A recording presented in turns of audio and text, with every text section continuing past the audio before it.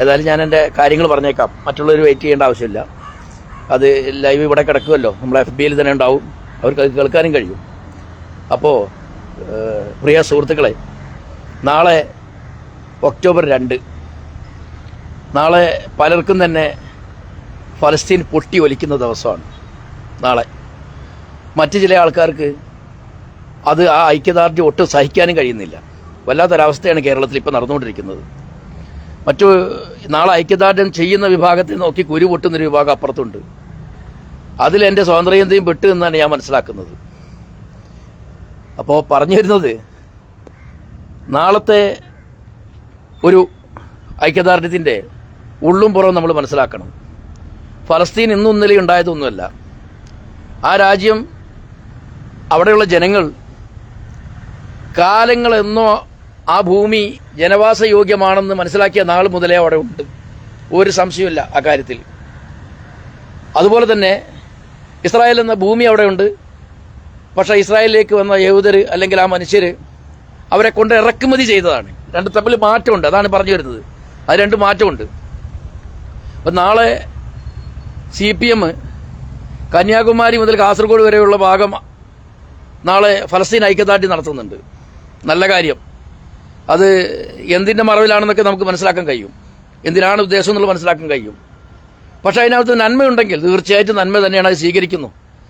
പക്ഷേ ഈ ഒരു തെരഞ്ഞെടുപ്പ് സമയത്ത് നമ്മളിത് പറയുമ്പോൾ അതിൻ്റെ ഉള്ളും പുറമൊക്കെ നോക്കണമല്ലോ. പല കാര്യങ്ങളും നമുക്ക് മനസ്സിലാക്കാൻ കഴിയുന്നുണ്ട്. അവിടെയുള്ള വെന്തൊരുകുന്ന കുട്ടികളെക്കുറിച്ചും പൊലിഞ്ഞു പോകുന്ന ജീവനുകളെ കുറിച്ചൊക്കെ ആണെങ്കിൽ തീർച്ചയായിട്ടും അതിനെ സപ്പോർട്ട് ചെയ്യുന്നു, ഒരു സംശയവും വേണ്ട. എന്നാൽ ഞാനുൾപ്പെടെ പ്രവർത്തിച്ചു പോന്ന എസൻസ് ഗ്ലോബൽ എന്ന പ്രസ്ഥാനം, അവർ നാളിതുവരെ പറഞ്ഞതും ഇപ്പോൾ പറഞ്ഞുകൊണ്ടിരിക്കുന്നതായിട്ടുള്ളത് നിങ്ങൾക്ക് മനസ്സിലാകുമല്ലോ. വലിയ അന്തരമുണ്ട്, വലിയ മാറ്റമുണ്ട്. ആ പ്രസ്ഥാനത്തിൻ്റെ ചില തീരുമാനങ്ങളെ ഉൾക്കൊള്ളാൻ കഴിയാത്ത അവസ്ഥയിലാണ് ഇപ്പം ഞാൻ നിൽക്കുന്നത്.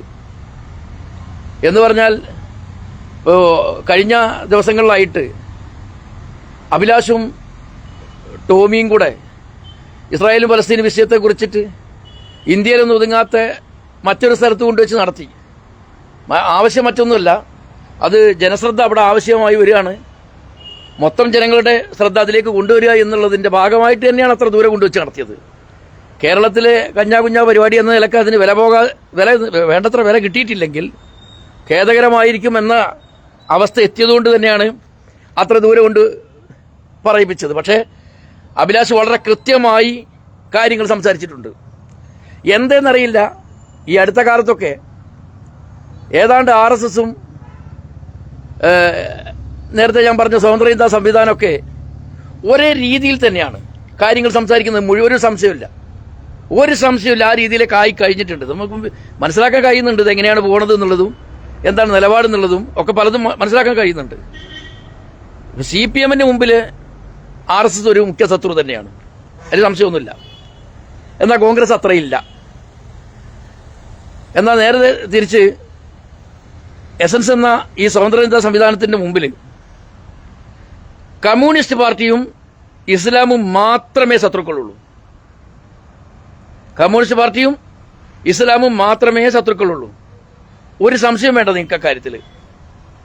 ഒന്ന് കഴിഞ്ഞ കാലത്തുള്ളതൊക്കെ കേട്ടാൽ തന്നെ പലതും മനസ്സിലാവും. കഴിഞ്ഞ 2024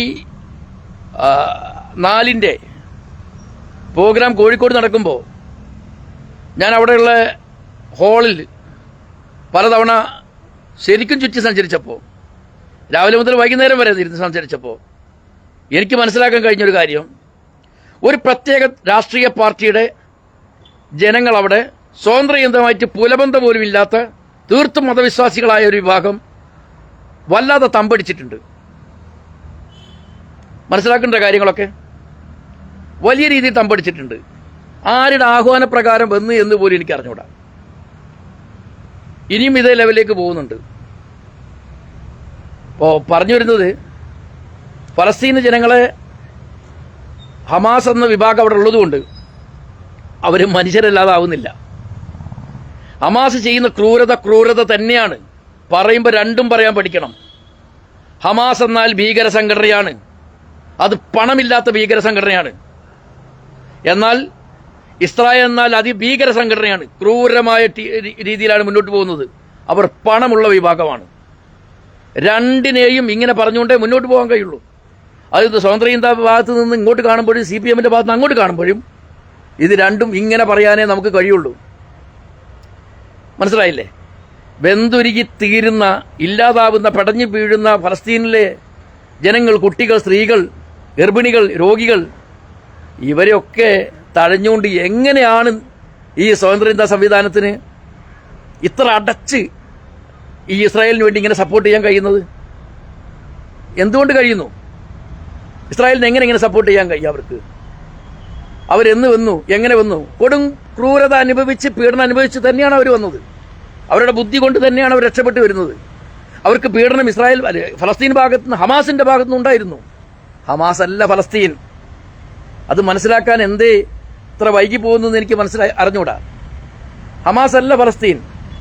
ഹമാസ് ഞങ്ങളെ ദ്രോഹിക്കുന്നു എന്ന് ഫലസ്തീനികൾ വിളിച്ചു പറയുമ്പോഴും ആ ഫലസ്തീൻ എന്ന രാഷ്ട്രത്തെ മൊത്തം അടങ്കലും ജനങ്ങളെയാണ് വിഭജിച്ചുകൊണ്ട് കാര്യം പറയുന്നത്. ഇന്ത്യയിൽ എങ്ങനെ ഇരുന്നാണോ ബ്രിട്ടീഷുകാരോട് നമ്മൾ യുദ്ധം ചെയ്തിരുന്നത്, ചിന്തിച്ചാൽ മതി. അവർക്ക് അവിടെ റൈറ്റ് ഉണ്ട്. അവർ ജന്മന അവിടെ തന്നെ എത്തി കാലങ്ങളോളമായി അധിവസിച്ചൊരു നാട്ടിലേക്ക് തൊട്ടടുത്തൊരു കടന്നൽ കൂടി കൊണ്ട് സ്ഥാപിച്ചു കൊടുത്തു. പിന്നെ അവരുടെ ഒരു ചേക്കേറ്റമാണ്, കയറി വരികയാണ് ഇസ്രായേലിന് കൊടുത്തതിലും സ്ഥലം കൊടുത്തതിലും വിഭജിച്ചു കൊടുത്തതിലും ഒക്കെ തന്നെ പാകപ്പഴവ് കിടക്കുന്നത്. പക്ഷെ രണ്ടും മനുഷ്യരാണ്. ഇസ്രായേലും ജീവിക്കാൻ വന്നവരാണ്. ഇസ്രായേലികളും അതിക്രൂരമായ പീഡനത്തിന് വിധേയമായി ABC, അതായത് ആനിമൽ ബർത്ത് കൺട്രോൾ ടീം ചെയ്യുന്ന പോലെ ഒരു പ്രത്യേക ഭാഗത്ത് നിന്ന് പിടിച്ചെടുത്ത് കൊണ്ടുപോയി മറ്റൊരു ക്യാമ്പിലിട്ട് വരിയുടച്ച പോലെ ചെയ്തിരിക്കുകയാണ്. അവരെ കൊണ്ടുവരുന്നത് ഇറ്റലി ഭാഗത്തു നിന്നാണ്, എന്നിട്ട് സ്ഥാപിച്ചത് ഇവിടെയാണ്. ഇതിനും വലിയ കൊടും പീഡനം വേറെ ഇല്ല എന്ന് കരുതി നല്ല രീതിയിൽ ജീവിച്ചു വരുന്ന ഒരു വിഭാഗത്തെ ഈ രീതിയിൽ ക്രൂരമായി ക്രൂശിക്കപ്പെടുമ്പോൾ വായി നോക്കിക്കാൻ കഴിയില്ല. വലിയ തെറ്റാണ്.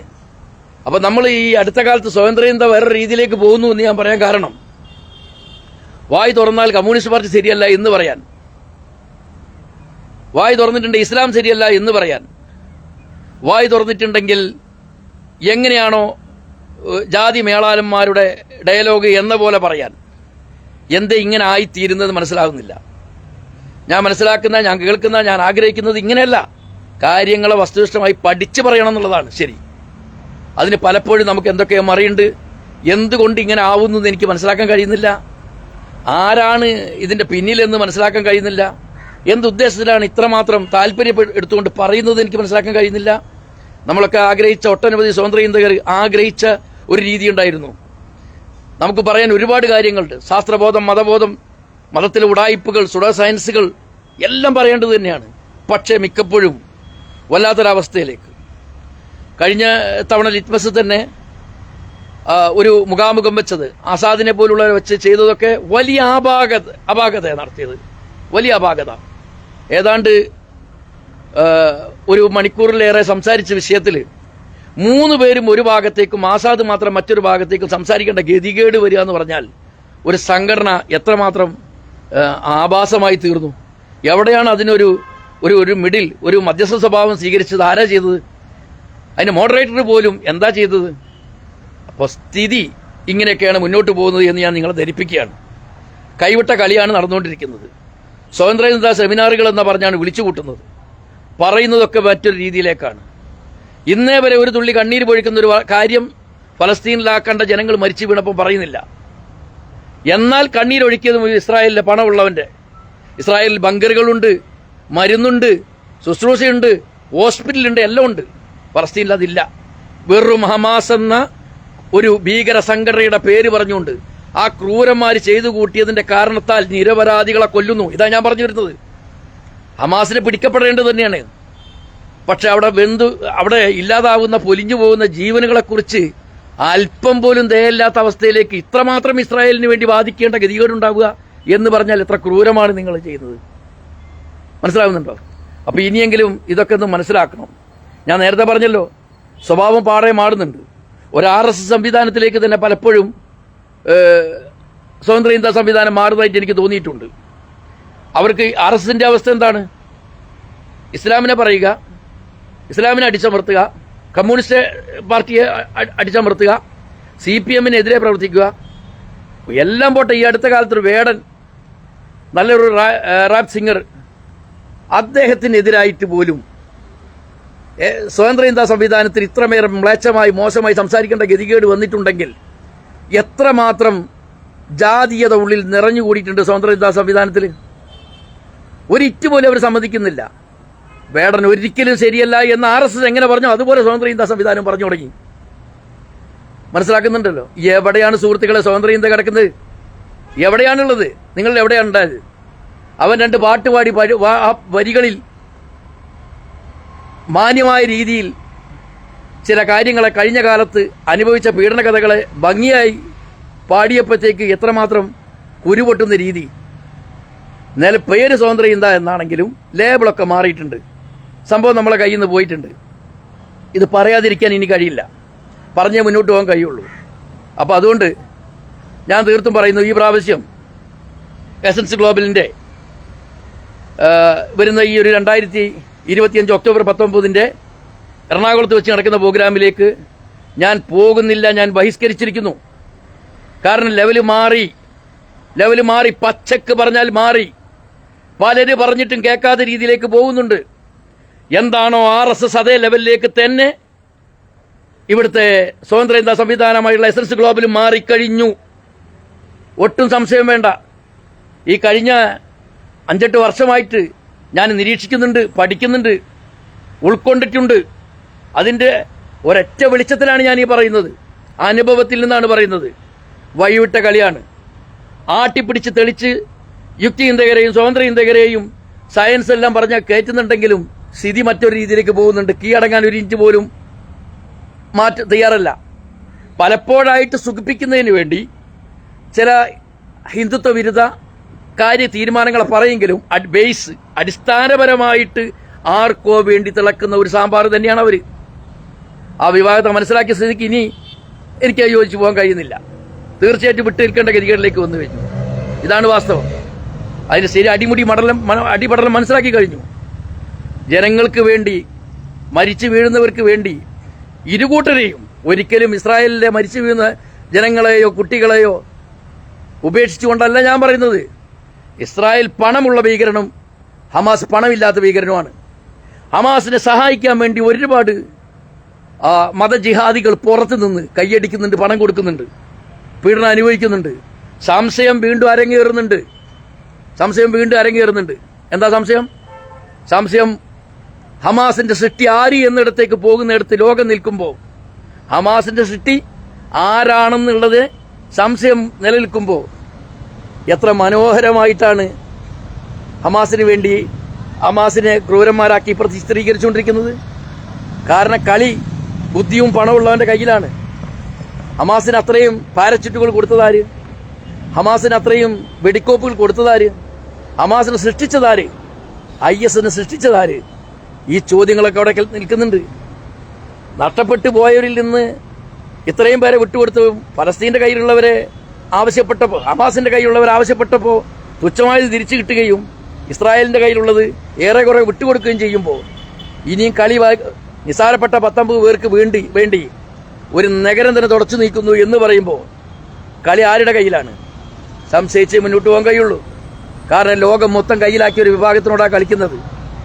ഗൂഗിൾ ഉൾപ്പെടെയുള്ള നാം തിന്നുന്നതും ഉറങ്ങുന്നതും കഴിക്കുന്ന മരുന്ന് ഉൾപ്പെടെയുള്ള ലോകത്തിൻ്റെ വലിയ രീതിയിലുള്ള പകുതിയിലേറെ ഉൽപ്പന്നങ്ങൾ കയ്യിലാക്കിയ ഒരു വിഭാഗം നിങ്ങൾക്ക് തോന്നുന്നുണ്ടോ അടങ്ങി നിൽക്കുന്നു? അവർ വെറുതെ നിൽക്കുന്നു തോന്നുന്നുണ്ടോ? അവരവരെ ബുദ്ധി പ്രയോഗിച്ചുകൊണ്ടിരിക്കും. ഇറാനിലുള്ള സയന്റിസ്റ്റുകൾ പോലും എവിടെയാണ് നിൽക്കുന്നതെന്ന് കണ്ടുപിടിക്കാനുള്ള സാങ്കേതിക കയ്യിലുണ്ടെങ്കിൽ അവരെ കൊല്ലാൻ മാത്രം തയ്യാറാണെങ്കിൽ, ഖത്തറിൽ നടക്കുന്ന മീറ്റിംഗിൽ എവിടെയാണ് അവരുള്ളതെന്ന് കൃത്യമായി കണ്ടെത്തി അവരെ ഒതുക്കാൻ ഉള്ള സാങ്കേതിക വിദ്യ കയ്യിലുണ്ടെങ്കിൽ ഇസ്രായേലിന്റെ കയ്യിൽ എല്ലാ വിദ്യയുണ്ട്. മനസ്സിലായില്ലേ? അവർക്ക് രാഷ്ട്രമായിരിക്കാം ആവശ്യം.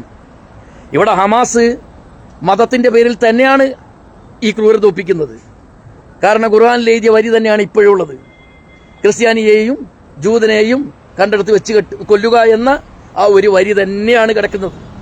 സന്ദർഭത്തിൽ നടത്തരുത്, അത് യുദ്ധത്തിന് വേണ്ടി പറഞ്ഞതാണെന്ന് ഒരു ഭാഗത്ത് പറയുമ്പോഴും അത് എക്കാലത്തേക്കും ഉള്ളതാണെന്ന് പറഞ്ഞൊരു വിഭാഗമുണ്ട്. അവരാണ് സാമ്പത്തിക സഹായം ഇസ്രായേൽ ഹമാസിന് വേണ്ടി എത്തിച്ചു കൊടുക്കുന്നുണ്ട്. ഹമാസ് എന്ന ടീമിന് മിക്കവാറും രണ്ട് ഭാഗത്തുനിന്നും പണമുണ്ടെന്ന് വിശ്വസിക്കുന്ന ഒരാളാണ് ഞാൻ. ഇസ്രായേലിനോടും പണം വാങ്ങി,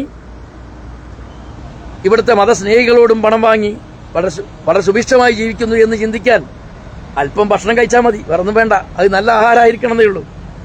പക്ഷെ എന്നിട്ട് പോലും ഇതൊന്നും മനസ്സിലാക്കാതെ ആകെ കൂടി വായ തുറന്നിട്ടുണ്ടെങ്കിൽ സംസാരത്തിലേക്ക് കൊണ്ടുവരുന്നത് കമ്മ്യൂണിസ്റ്റ് പാർട്ടി എന്തായിപ്പോയി. കൃത്യമായി നമ്മൾ പറയുന്നുണ്ട്, ഇവിടെ ഇടതുപക്ഷമാണ് ഭരിക്കുന്നത്. ഇടതുപക്ഷം ഭരിക്കുമ്പോൾ അവിടെ കമ്മ്യൂണിസ്റ്റ് എന്ന സ്ഥാനത്തിന് മാറ്റി വെച്ചിട്ടുണ്ട്. കമ്മ്യൂണിസ്റ്റ് പാർട്ടി ഭരിക്കുന്നു എന്ന് എഴുതിയിട്ടില്ല. വളരെ കൃത്യമായിട്ട് തന്നെയാണ് കൊണ്ടുപോകുന്നത്. നല്ല ഭരണം മുന്നോട്ട് വെക്കുന്നുണ്ട്, മാന്യമായ വിദ്യാഭ്യാസം ലഭിക്കുന്നുണ്ട്.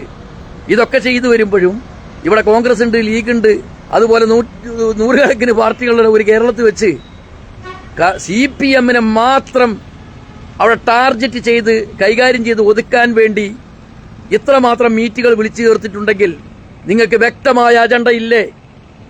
ഉണ്ട്. ഇസ്രായേലിന് വേണ്ടി വാദിക്കാൻ മാത്രം മീറ്റ് നിങ്ങൾ ഇത്രയും കൂറ്റം പരിപാടി വെക്കുമ്പോൾ അജണ്ട ഇല്ലേ? ഉണ്ട്. അത് വിജയിപ്പിക്കുന്നതിന് വേണ്ടി നിങ്ങൾക്ക് പ്രത്യേകം പ്ലാൻ ചെയ്ത് വിഭാഗത്തെ ക്ഷണിച്ചു വരുത്തി ഏതോ ഒരു പ്രത്യേക സംഘടനയുടെ ആൾക്കാരെ തന്നെ അവിടെ കൊണ്ടുവരുത്തി മുന്നിൽ ആളെണ്ണം തയ്ക്കുന്നതിൽ നിങ്ങൾക്ക് പങ്കുണ്ടോ? ഉണ്ട്. ഉണ്ട്. അതിലെ ഓരോ മെമ്പർമാരും കഴിഞ്ഞ കാലത്ത് ഇൻ എസൻസ് ഗ്ലോബിലുള്ള ഓരോ മെമ്പർമാരും കഴിഞ്ഞ കാലത്ത് ആരായിരുന്നു? ചിന്തിച്ചു നോക്ക്. ഓരോ എഴുത്തുകാരും വായനക്കാരും അതിലെ പ്രാസംഗികരും ചെയ്തുകൊണ്ടിരിക്കുന്ന ഓരോ ലൈവുകൾ നിങ്ങളൊന്ന് കേൾക്ക്. വായി തുറന്നാ പറയാൻ 2-3 കാര്യങ്ങളേ ഉള്ളൂ. അവിടേക്കൊന്ന് വരുമ്പോൾ നിങ്ങൾ ഹോമിയോ ഇല്ല, നിങ്ങൾക്ക് ആയുർവേദം ഇല്ല, നിങ്ങൾക്ക് ഗണിതശാസ്ത്രം ഇല്ല, നിങ്ങൾക്ക് മറ്റൊരു കാര്യത്തെക്കുറിച്ചും സുഡോ സയൻസുമായിട്ട് ബന്ധപ്പെട്ട ഒരു വിഷയത്തെക്കുറിച്ചും പറയാനില്ല. വളരെ മോശമായ രീതിയിൽ പോകുന്നുണ്ട്. അത് ബോധ്യപ്പെട്ടിട്ടുമുണ്ട്. ഇനിയുള്ള കാലം അത് സഹിച്ചു നിൽക്കാൻ കഴിയുന്നതല്ല. ഇസ്രായേലിൽ വീണ് മരിക്കുന്ന കുട്ടികളും ഫലസ്തീനിൽ മരിക്കുന്ന കുട്ടികളും മനുഷ്യരാണ്, ജീവനുണ്ടവർക്ക്. വളരെ വ്യക്തമായി തന്നെ പറയാൻ പഠിക്കണം. അതല്ലെങ്കിൽ ഈ പണി നിർത്തിപ്പോണം. നിങ്ങൾ ദയവായിട്ട് സ്വതന്ത്ര ഇതിനു വേണ്ടിയിട്ട് നിങ്ങൾ മറയാക്കരുത്, ദയവായിട്ട് മറയാക്കരുത്. വലിയ രീതിയിലാണ് പലപ്പോഴും വെടികൊണ്ട ഗാന്ധി വീണ സമയത്ത് അദ്ദേഹത്തെ വല്ലാതെ അങ്ങ് താത്തുകയും വെടിവെച്ച നിരപരാധിയാണെന്ന് പറയാൻ വേണ്ടി സങ്കടപ്പെട്ടതൊക്കെ പറയുന്നിടത്തെങ്കിലും മുഖഭാവത്തിലെങ്കിലും ഒരു മാറ്റം വന്നോ? ഇല്ല.